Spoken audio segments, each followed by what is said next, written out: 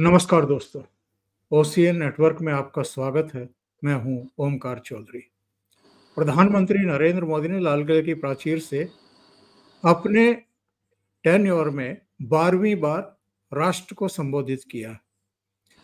और आप जानते हैं जिस तरह की परिस्थितियां इस समय बनी हुई हैं, उसमें न केवल देशवासियों की निगाह लाल किले की प्राचीर पर थी, बल्कि पूरी दुनिया की निगाह थी कि इन परिस्थितियों में प्रधानमंत्री नरेंद्र मोदी क्या कहते हैं। पाकिस्तान के बारे में भी, अमेरिका के बारे में भी और देश के भीतर भी जिस तरह की चुनौतियां हैं। जनरल विपिन रावत ने एक बार कहा था कि 2.5 मोर्चे पर मुकाबले के लिए तैयार रहना चाहिए। अब वो 2.5 मोर्चा भी 3 मोर्चे में तब्दील हो चुका है। और जो आंतरिक परेशानियां जिस तरह की बढ़ रही हैं और पहलगाम की घटना के बाद, जेनोसाइड के बाद जो साफ सफाई का अभियान पूरे देश में चल रहा है, घुसपैठियों के खिलाफ भी, जो पाकिस्तानी यहाँ छुपे हुए थे, रह रहे थे, जिनकी पीढ़ियां तैयार हो रही थी और जो भारतीयों के अधिकारों का एक तरीके से हनन कर रहे थे, अब उनको ढूंढ ढूंढ करके जिस तरह से वापस उनकी सरहदों में फेंका जा रहा है। और चाहे बांग्लादेशी हो, रोहिंग्याज हो या नेपाली हो, पाकिस्तानी हो, इन सबको। और इधर जो एसआईआर, जो वोटों के सत्यापन का काम, जिसमें भी कुछ विदेशी पकड़े जा रहे हैं, पता चल रहा है जिनके बारे में।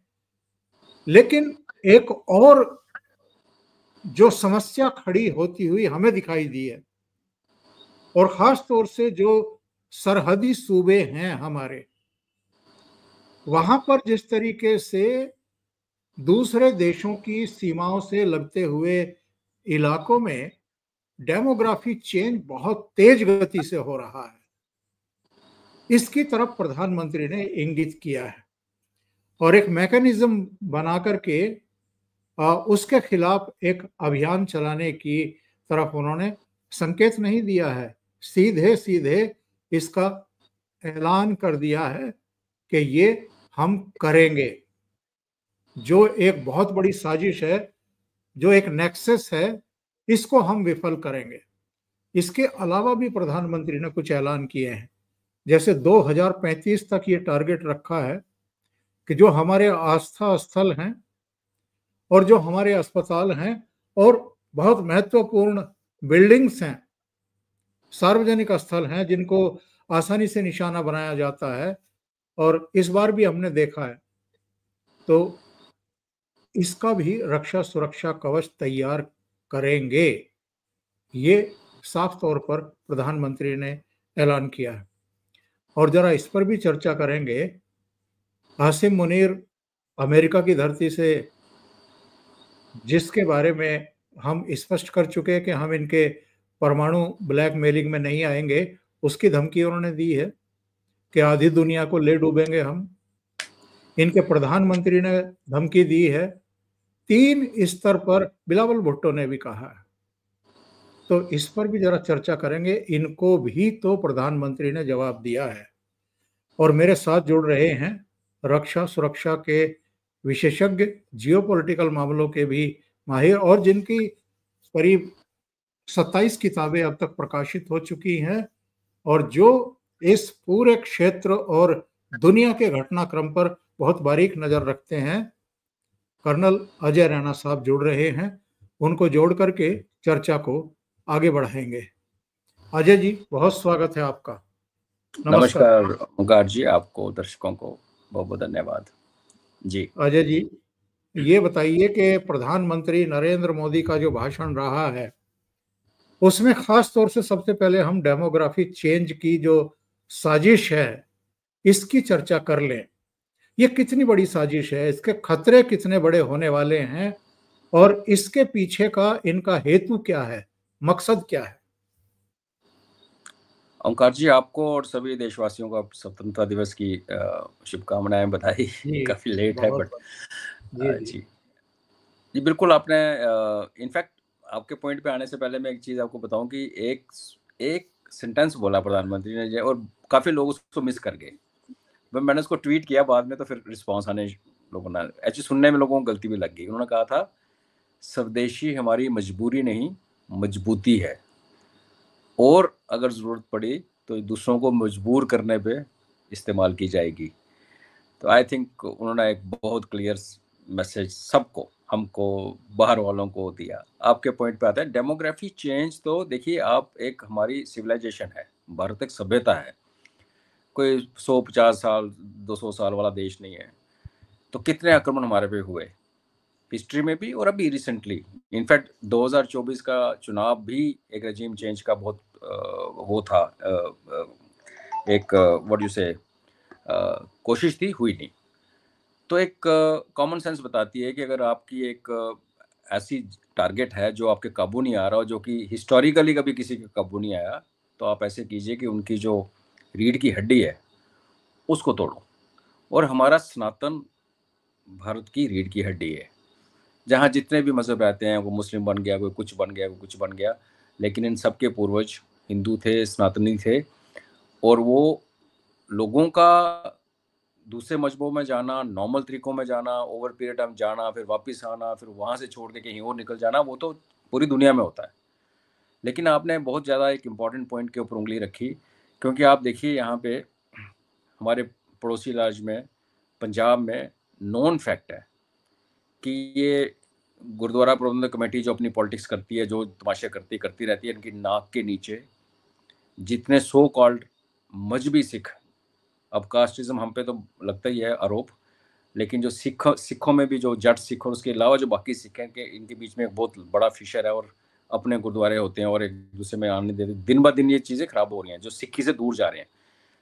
तो वो most of them have converted. कुछ एस्टिमेट तो ये कहता है कि 40% सिख पॉपुलेशन पंजाब की ऑलरेडी क्रिश्चियन हो चुकी है। सिर्फ ये फ़र्क है कि जो टेक्निकल इश्यूज हैं कि कईयों को रिजर्वेशन नहीं मिलती, कईयों को खतरा हो जाता है, कईयों को मार पिटाई हो जाती है, तो उनके नाम नहीं बदलेंगे, इनकी वेशभूषा नहीं बदलेगी, और क्रॉस वो अंदर पहनते हैं ऊपर पग लगा के। और नीचे चलेंगे तो राजस्थान में जो भील थे, भील जो राणा प्रताप महाराज की जो फौज थी, वो सारी की सारी कन्वर्ट हो रखी है, 10 लाख से ऊपर है। और ये फिर आप जहाँ भी जाते जाएं आपको हर जगह दिखेगा। और ईस्ट की तरफ जाते हैं तो वहाँ तो बहुत ही बुरा हाल। आपने देखा योगी जी ने बहुत सफाई की नेपाल बॉर्डर के साथ, तो मतलब हज़ारों के मदरसे और ये सब हो गया। तो ये इसको अगर चेक ना करें, जैसे मोदी जी ने एक बात बड़ी, इसको कहते हैं ना कि दुखी मन से कहिए कि सच बोलते हुए बोला कि भैया समृद्धि प्रॉस्पेरिटी सब साइड पे रह जाती है जब आपकी सुरक्षा ही हिल जाए। अगर देश सुरक्षित ही नहीं है तो ये इनका यही इशारा है। देखो बॉर्डर पे तो हम संभाल लेंगे, बॉर्डर पे हमारी फौज ने, सेनाओं ने, तीनों सेनाओं ने एक बार नहीं बार बार ये करके दिखाया है कि हम बॉर्डर किसी को छूने नहीं देंगे।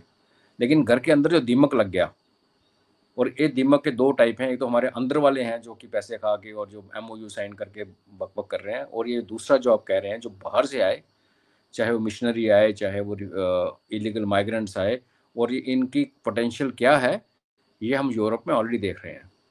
फ्रांस अगले 5 से 7 साल 10 साल के अंदर इस्लामिक होने जा रहा है, जर्मनी को दूर नहीं है, इंग्लैंड का हाल हम सब ने देख लिया, और अमेरिका जहाँ पे सिर्फ 4% पॉपुलेशन बाइडन के टाइम से पहले इस्लामिक थी, मुस्लिम्स थे, आज वहाँ के टाउन्स और मेयर्स जो हैं वो चुने जा रहे हैं। तो ये खतरा सामने दिख रहा है। कहते हैं ना कि एक तो अपनी गलती से सीखते हो, एक दूसरों की गलती से भी सीख लेना चाहिए, बिकॉज खुद गलती करके सीखा तो क्या सीखा। और आई थिंक आपके साथ ही पिछले 1-2 जब वार्तालाप हुए तो उसमें मैंने कहा था कि अब सरकार के पास ना वो एल्बो स्पेस नहीं बचा है कि बाद में देखेंगे।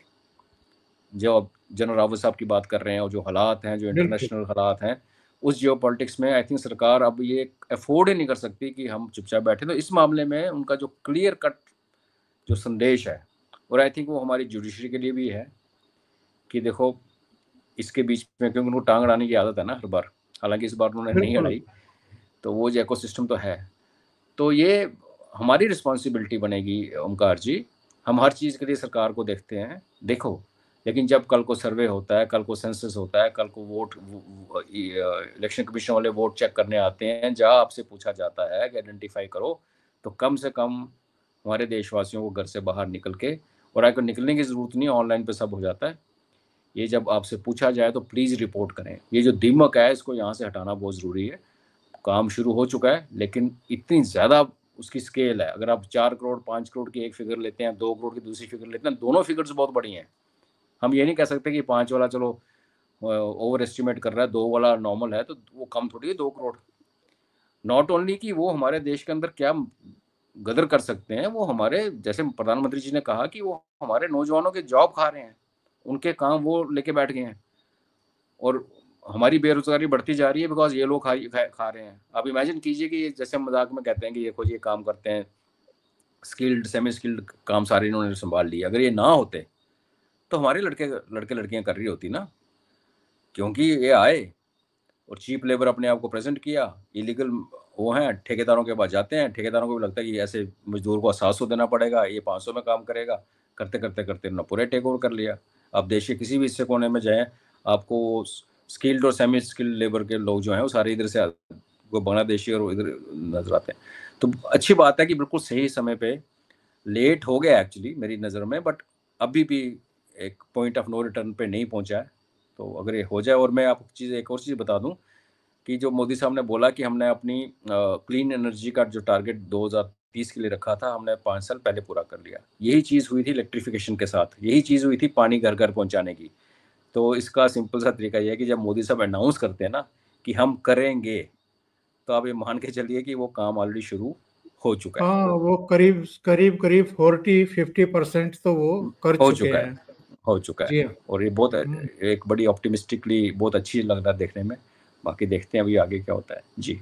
लेकिन आपने भी संकेत दिया है अभी बातचीत में, ये कितना मुश्किल काम है साहब, क्योंकि हम देख रहे हैं एक राज्य में, बिहार में, हम SIR अभियान चलाया। 65 लाख ऐसे फेक मतदाता, या जो अब इस दुनिया में नहीं है, या जो शिफ्ट हो गए, या जिनके 2 जगह आई कार्ड बने हुए हैं, उनको हटाने पर ही इतना बवाल कर दिया गया, पार्लियामेंट नहीं चलने दी गई, बिहार विधानसभा में हल्ला काट दिया। अब 17 तारीख से वो राहुल गांधी बिहार में यात्रा पे निकल रहे हैं। मतलब इन्होंने ऐसा बवाल कर रखा है, कवर फायर जिसको कहते हैं ना, ये कवर फायर देते हैं ऐसे घुसपैठियों को या अवैध मतदाताओं को। तो ऐसे में जब एक्चुअल में ये कार्रवाई अमल में आएगी, तब तो बहुत सारी बाधाएं खड़ी की जाएंगी, और खुदा न खास्ता आगे चल कर के NRC वगैरह शुरू कर दी गई, जिसका एक रूप ये भी है ही, क्योंकि NRC का मकसद भी यही है। जी वो शुरू कर दी गई तो ये तो गदर काटेंगे, बवाल काटेंगे, और कई राज्यों को जो है हिंसा में झोंकने की कोशिश करेंगे, सिविल वार की सिचुएशन क्रिएट कर देंगे। बिल्कुल ओमकार जी, हम तो महादेव जी से प्रार्थना करेंगे ऐसा ना हो, लेकिन ऐसा होता हुआ दिख रहा है। क्योंकि हमें ये चीज़ें जो कहते हैं ना चिंगारियां दिखती हैं समय समय पे, कभी कोई इशू हो गया, कभी कोई इशू हो गया, कभी संविधान की कॉपी लेके खाली वाली अब चल पड़े, कभी अभी आपने वोट चोरी का नारा दे दिया, कभी प्रधानमंत्री चोर है, वो चौकीदार चोर है, सब करते हैं। हमें तो लगता है कि ये चीज़ें बीच बीच में चिंगारियां, लेकिन चिंगारियां एक प्रोसेस का हिस्सा है जो बड़ी सोची समझी। और ये पप्पू जो अपने को पप्पू बना के घूम रहा है, इतना पप्पू नहीं, बहुत खतरनाक और बहुत दिमाग वाला बंदा है। पप्पू बन के रहना, एक उसने ये वे मीडिया से, क्योंकि काफ़ी सारे लोग इसलिए भी कनेक्ट कर जाते हैं, दया भाव या जाता है कि बेचारी विधवा का बेटा वटेवर।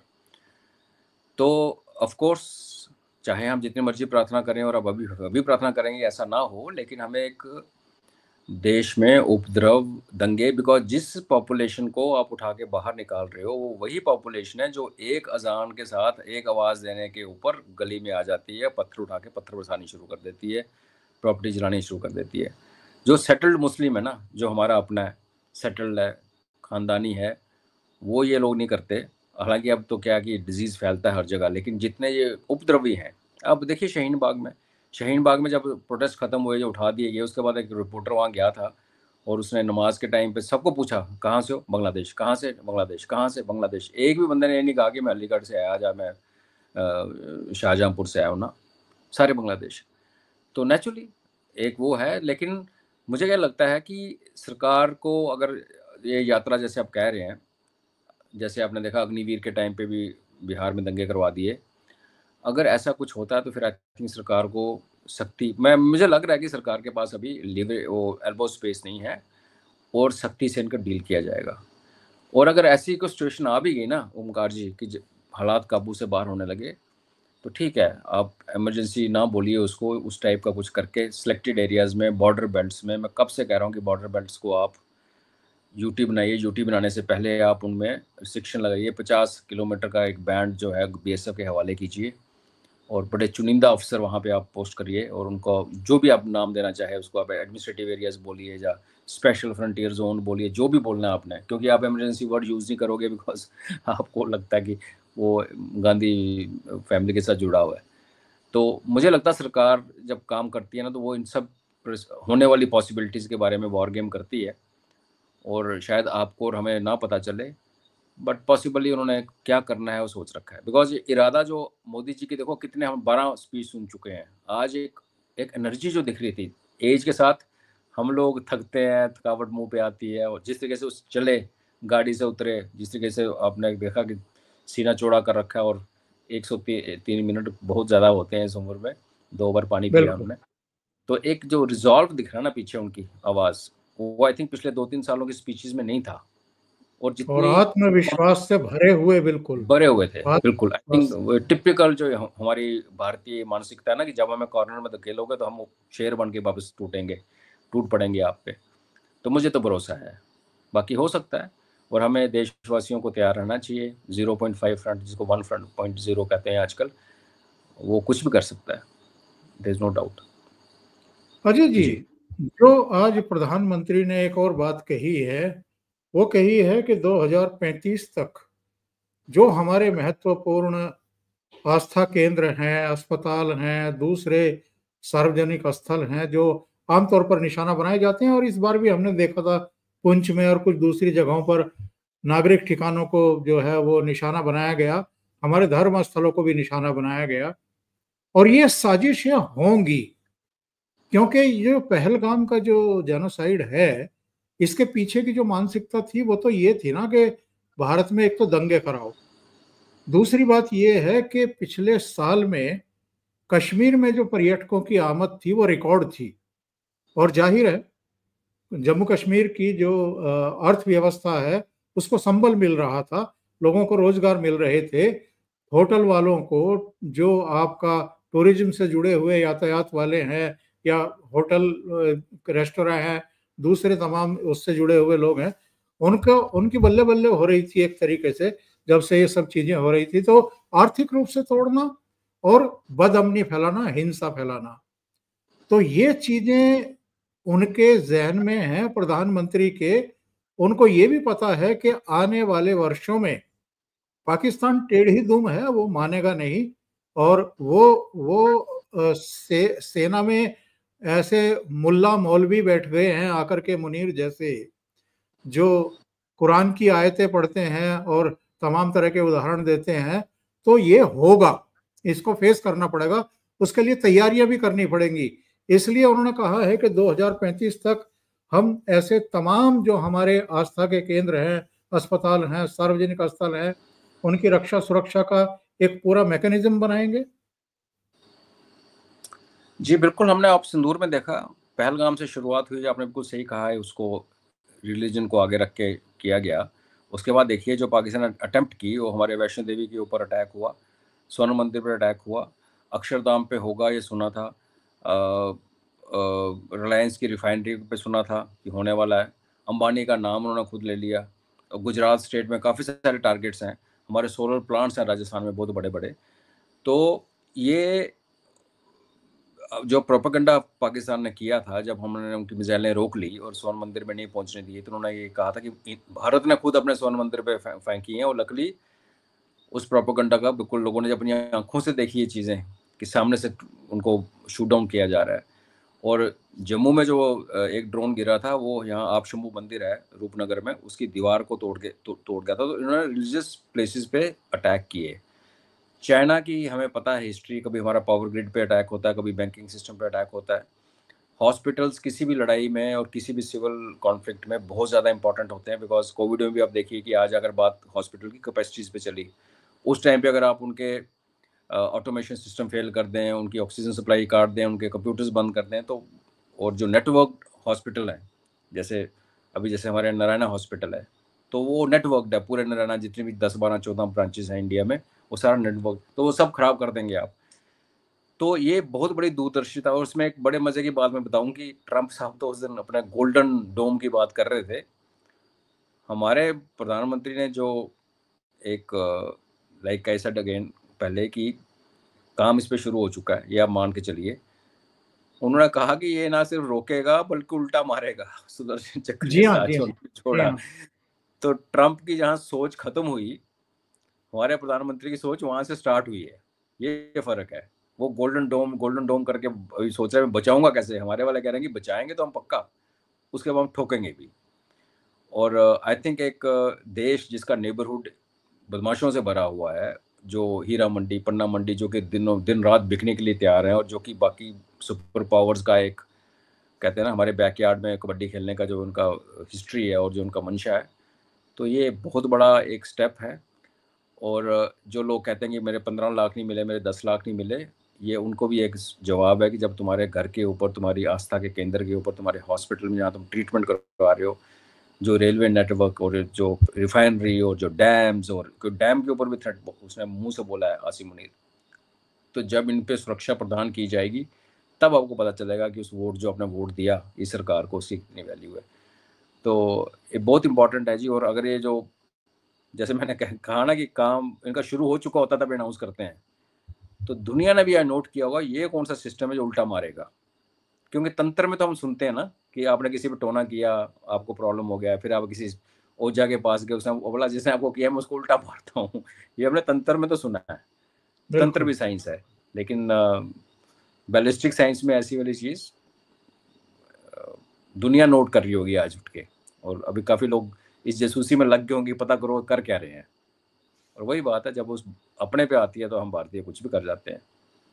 और बहुत वैसे इंपॉर्टेंट। भी अजय जी, जो जो ये आपका 4 दिन का था, इस 4 दिन के में हमने देखा है ना, जो प्रधानमंत्री ने भी आज इंगित किया अपने भाषण में, कि एक दिन तो ऐसा भी हुआ है जब हजारों ड्रोन, मिसाइलें, जहाज, वो एक साथ इन्होंने इस्तेमाल किए, लेकिन तिनकों की तरह हमने हवा उसको हवा में ही खत्म कर दिया। कहीं रत्ती भर भी खरोच नहीं आई। तो जब आपको इंटेंशन पता हो दुश्मन की कि ये इंटेंशन है, और अगर पिछले 10-11 साल में ये तैयारियां ना होती, जो अलग अलग हमारे एयर डिफेंस सिस्टम काम कर रहे थे, वो जी हमारे पास ना होते, तो कितनी बड़ी तबाही हमारे सामने पाकिस्तान की तरफ से हो चुकी होती। बिल्कुल। ओंकार जी, पुंछ में जो हुआ जम्मू सिटी में, हम लोग जम्मू सिटी में बैठे हुए थे ना, बॉर्डर सिटी है, और हमने तो अपनी आंखों से मिसाइल्स और ड्रोन्स को आते हुए देखा और उनको पिटते हुए देखा। सिरसा में लोगों ने एक बैलिस्टिक मिसाइल को उड़ते हुए देखा अपनी आंखों से। स्वर्ण मंदिर के सामने ड्रोन्स को उड़ाते हुए देखा। तो बिल्कुल ये कैपेबिलिटी जो वही है ना, जो कॉन्फिडेंस आज उनको चेहरे पे दिख रहा था, उसमें ये फैक्ट है कि पिछले 10 साल में जो कहते हैं ना खपाया है इन्होंने अपने आप को सुरक्षा के मामलों में, तो जो अंदर है ना वो अंदर है। वो ऐसे प्राइम मिनिस्टर नहीं है कि जो बाहर से बैठ के बोला कर लो यार, तुम कर लो, हाँ तुम कर लो। मुझे पक्का पता है कि जब हमारे कलाम साहब जब बना रहे थे मिसाइल्स, तो तब के प्रधानमंत्रियों को एबीसी भी पता नहीं थी। उन्हें पता हाँ एक मिसाइल प्रोग्राम अच्छा बन रहा है। ये जो प्रधानमंत्री हैं, ये तो आपने देखे होंगे वीडियो 2-3 साल पहले आया था यूरोप में, जब वो एक्सप्लेन कर रहे थे एक टेक्निकल प्रेजेंटेशन में, प्रधानमंत्री जिसको क्रॉस क्वेश्चन पूछ रहे थे, वो क्रॉस क्वेश्चन तो हमारे जैसे लोगों को समझ नहीं आया कि पूछा कहाँ से। ठीक है, टीम आपके साथ होती है, काम करती है, बट आप इंटरेस्ट लेते हो ना, आप उस अपना टाइम देते हो। आधा घंटा सोने के बजाय आप उस लेबॉर्ट्री में जाके उस साइंटिस्ट से बात करते हो या उसको बुलाते हो, तो एफर्ट लगता है।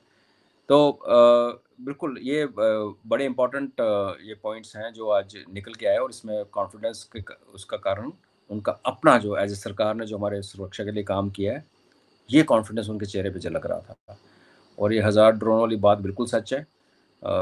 और जब अगर हमारा एडी सिस्टम सैचुरेट हो जाता और अगर हम सब कुछ खोल देते उनको मारने के लिए, जैसे इसराइल ने खोला, इसराइल ने लाखों लाखों रुपए की मिसाइल्स 1000 रुपए का ड्रोन उड़ाने में किया, हमने उल्टा किया, हमने तो 50 रुपए की गोलियों के साथ ड्रोन उड़ाए हैं। 30-35 हज़ार का ड्रोन 50 रुपए की गोली, ऑफकोर्स आप एक गोली फायर नहीं करते, 5-10-15 निकलती हैं, तो मतलब 1-1.5 हज़ार रुपये बिल्कुल। में निपटा दिया। तो बिल्कुल ये कॉन्फिडेंस उनकी अपनी ही मेहनत का नतीजा है जी। और अजय जी, ये तो बिल्कुल तय है कि ये टेढ़ी दुम है, ये सीधी होने वाली है नहीं। ये मिलिट्री सीधे नहीं करती है तो ये आतंकवादियों को भेजते हैं। वहाँ जो ये जमात बैठी हुई है, और आपने मेरे प्रोग्राम में ही एक बार कहा था कि इस बार तो मसूद के परिवार के ही 10-12 लोग मारे गए हैं और कुछ रिश्तेदार मारे गए हैं। तो ये कब तक शांत बैठेगा और कब तक ये पलटवार नहीं करेगा, इस बात की कोई गारंटी नहीं है। तो जी ऐसी स्थिति में जबकि हमारे सेना प्रमुख जनरल उपेंद्र द्विवेदी साहब बता चुके कि अगला युद्ध बहुत जल्दी होने वाला है, और उनकी कही हुई बात को एक तरीके से पुष्ट किया है अमेरिका की धरती से इनके फील्ड मार्शल ने ये धमकी दे करके कि अगर ये एक तरफा रोक लगाई गई पानी पर और बांध बनाया गया तो हम बांध को उड़ा देंगे मिसाइलों से, हमारे पास मिसाइलों की कोई कमी नहीं है। और लगभग वही जबान फिर इनके वो कठपुतली प्रधानमंत्री ने और बिलावल भुट्टो ने बोली है। तो ये खतरा तो अभी बना हुआ है कि ये मानेंगे नहीं, बार बार पिटेंगे भी और फिर पिटेंगे, लेकिन मानेंगे नहीं। तो इसके लिए भी हमें तैयारी करके रखनी है, और मुझे लगता है कि हमारी सेनाएं तैयार हैं। ऑपरेशन सिंदूर अभी खत्म हुआ भी नहीं है। ओमकार जी, मैं फौजी हूँ और मुझे इतना पता है कि सबसे बड़ा जो प्राइस पे करता है लड़ाई, जब दो देश लड़ते हैं, उसमें सबसे बड़ा जो कीमत चुकाता है फौजी चुकाता है अपनी जान के साथ। पूरी की पूरी फैमिली बर्बाद हो जाती है, पीछे बच्चे अनाथ हो जाते हैं, लेडीज़ विधवा हो जाती हैं। आई थिंक इससे बड़ी कॉस्ट कोई क्या। तो इसलिए फौजी को जब भी आप पूछेंगे ना किसी भी फौजी को, तो वो ये कहेगा कि लड़ाई नहीं होनी चाहिए, कोशिश करो कि लड़ाई नहीं होनी चाहिए। लेकिन जो मॉडल हमने दुनिया को करके दिखाया, अभी दुनिया ने देखा 80 घंटे की लड़ाई। अगर आप उसको थोड़ा ध्यान से देखें ओमकार जी, पहले दिन हमने इनिशिएटिव लिया, हमने शुरुआत की, पाकिस्तान को बोला हमने कर दिया, अब तुम रुकना चाहो तो रुक जाओ। फिर उसने किया, फिर हमने किया। ये जो चिड़ी छिक्का का जो बैडमिंटन का मैच था, ये हमने इसको खिलाया, इस तरीके से इसको डिज़ाइन किया। लेकिन जब कमर तोड़ने की बारी आई, देखिए पहले दिन जो हुआ उसमें जैसे मसूद की कमर टूटी, इसकी एलईटी का हुआ, वो तो ठीक है। लेकिन जब पाकिस्तान गवर्नमेंट की या पाकिस्तान आर्मी की कमर तोड़ी गई 10 तारीख की रात को, जब इनके 10 अड्डे उड़ा दिए गए, और उससे पहले ऑफ कोर्स लाहौर में जो उनकी एडी उड़ा दी गई, तो वो उसकी टाइम ड्यूरेशन आप देखिए, आधा घंटा 45 मिनट। तो नेक्स्ट फेज जो होगी ना, उसमें हमने किसी मरकज़ को, किसी मदरसे को टारगेट नहीं करना, वो साथ में चिपके तो चिपके। क्लियर है कि अब हमारे पास कैपेबिलिटी है, हमारे पास वैसी इंटेलिजेंस है, और हमारे पास वो प्रिसीजन स्ट्राइक की टेक्नोलॉजी है कि हम चुन के मिलिट्री टारगेट्स को अपनी मर्जी में उड़ा सकते हैं। और रही बात ये कि फौज नहीं लड़ती है तो प्रॉक्सीज को आगे कर देते। प्रधानमंत्री ने क्लियर कर दिया है कि कुछ भी घटना होगी तो हमारे लिए कोई फ़र्क नहीं है, चाहे वो पाकिस्तान सरकार है, चाहे पाकिस्तान फौज है, चाहे वो टेररिस्ट, हम तीनों को एक तरफ से देखेंगे।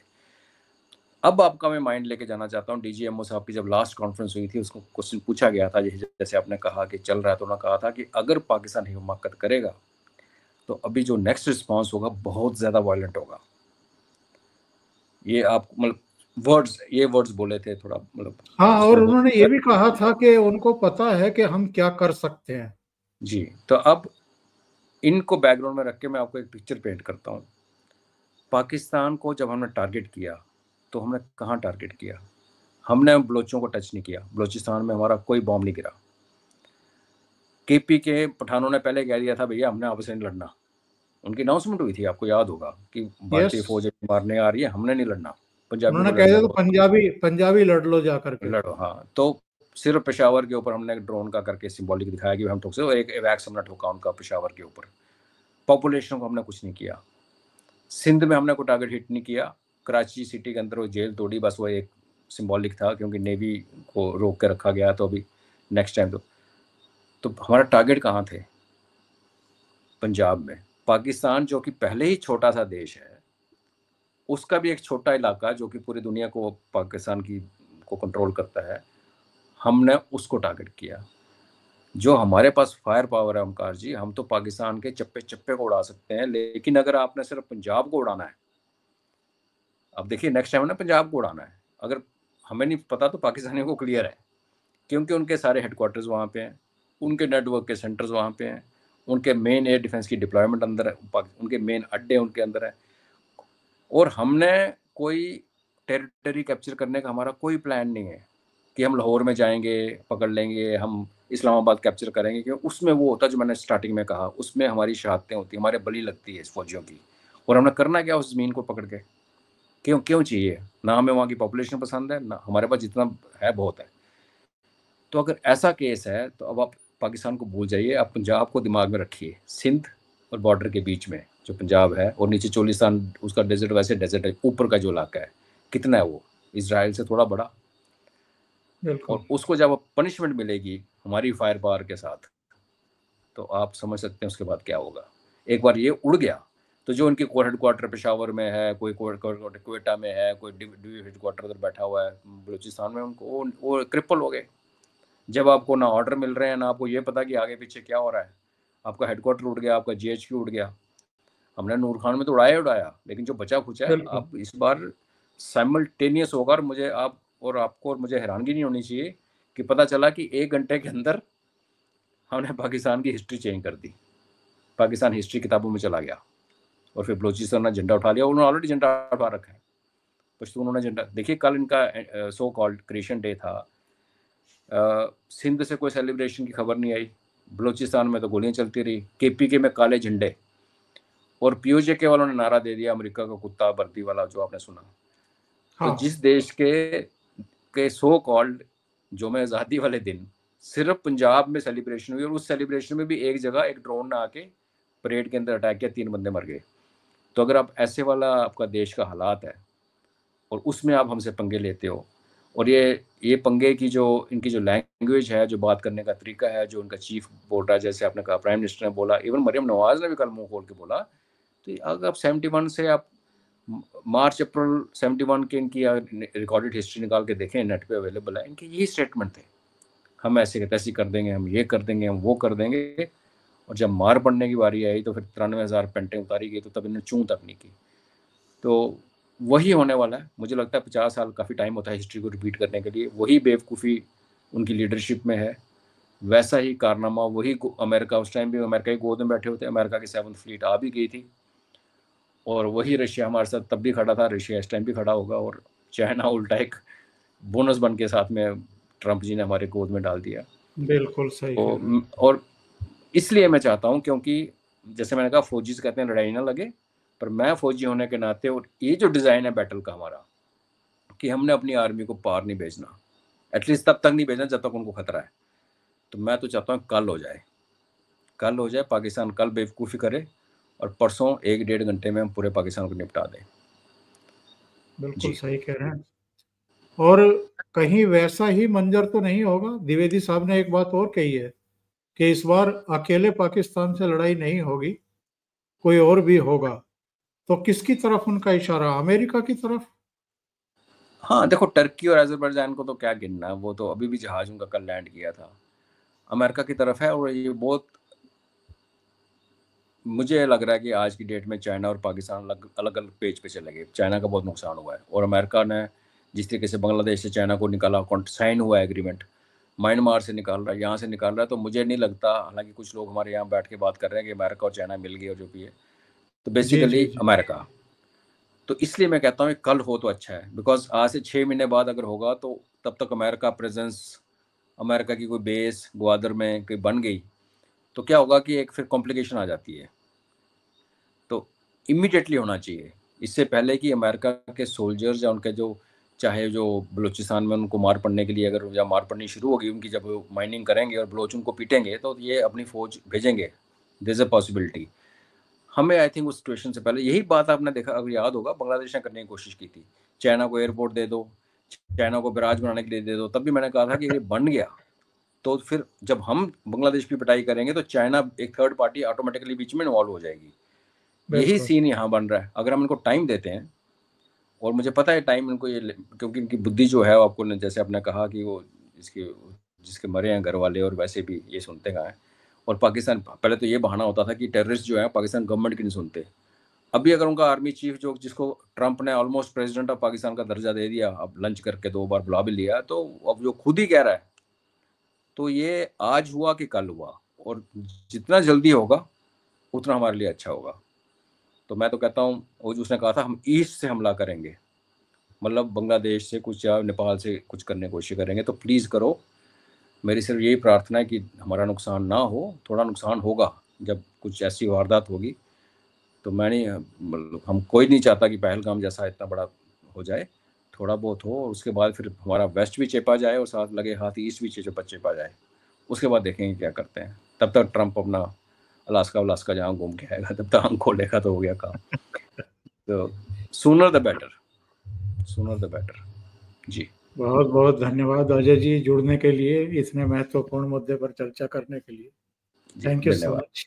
जय हिंद, जय भारत, जय हिंद, नमस्कार। जय भारत, नमस्कार।